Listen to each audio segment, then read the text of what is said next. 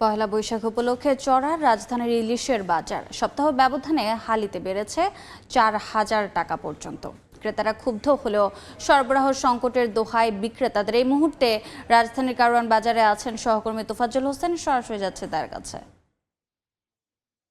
তোফাজ্জল, বৈশাখের অন্যতম অনুষঙ্গ রূপালী ইলিশের দাম গত এক সপ্তাহে ৫০০ থেকে ১,০০০ টাকা পর্যন্ত বেড়েছে রাজধানীর বাজারগুলোতে।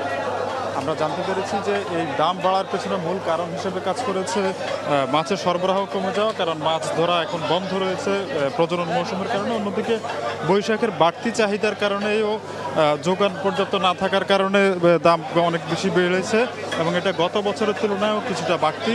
এবং ক্রেতারা বলছেন যে এই বাড়তি দাম এবং মাছের যে প্রজনন মৌসুম, সেই প্রজনন মৌসুমে মাছ ধরা বন্ধ থাকা এবং বাড়তি চাহিদার কারণে যে কথা বলছেন বিক্রেতারা, সেটি যেন অযৌক্তিক পর্যায়ে দাম বৃদ্ধি না হয় সেদিকে সরকারের নজর দেওয়ার কথা বলছেন। আমরা বাজার ঘুরে দেখেছি যে মিয়ানমার থেকে যে কোল্ড স্টোরেজের যে ইলিশ আসে বাংলাদেশে, সেই ইলিশগুলোর দাম কিছুটা কম রয়েছে, ২,০০০ থেকে ২,২০০-২৪০০ টাকা পর্যন্ত বিক্রি হচ্ছে। অন্যদিকে যে নদীর যে ইলিশ মাছ, যে সুস্বাদু ইলিশ হিসাবে পরিচিত রূপালী ইলিশ, সেই ইলিশের দাম অনেক বেশি।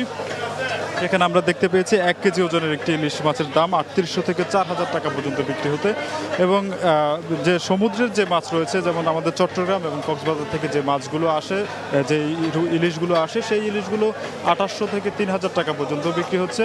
অন্যদিকে এই যে বৈশাখ উপলক্ষে যে বাড়তি চাহিদা এবং পান্তা ইলিশ, রূপালী ইলিশের যে একটা চাহিদা রয়েছে, সেই চাহিদার ব্যাপারটা মাথায় রেখে ক্রেতারা এখানে কিনতে আসছেন। কিন্তু কিনতে এসে যখন দেখতে পাচ্ছেন যে দাম অনেক বাড়তি, তখন অনেকে হতাশ হয়ে ফিরে যেতেও দেখেছি আমরা। এবং এই দাম বাড়তিটা যাতে না হয় সেদিকে সরকারের নজরদারির কথা বলছেন ক্রেতারা। অন্যদিকে বিক্রেতারা বলছেন বৈশাখের পরে যখন চাহিদা কমে যাবে তখন দাম আরও কমবে, কারণ বৈশাখের এক সপ্তাহ আগেও এই দাম অনেক কম ছিল, কিন্তু বৈশাখের এক সপ্তাহের মধ্যে এই দামটা ১,০০০ টাকা পর্যন্ত বেড়েছে। কোনো কোনো দোকানে এর চেয়ে বেশি বাড়তে দেখেছি আমরা।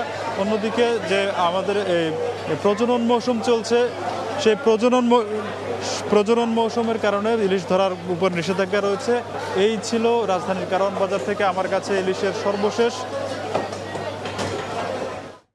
সরাসরি যুক্ত ছিলাম রাজধানীর কারওয়ান বাজারে।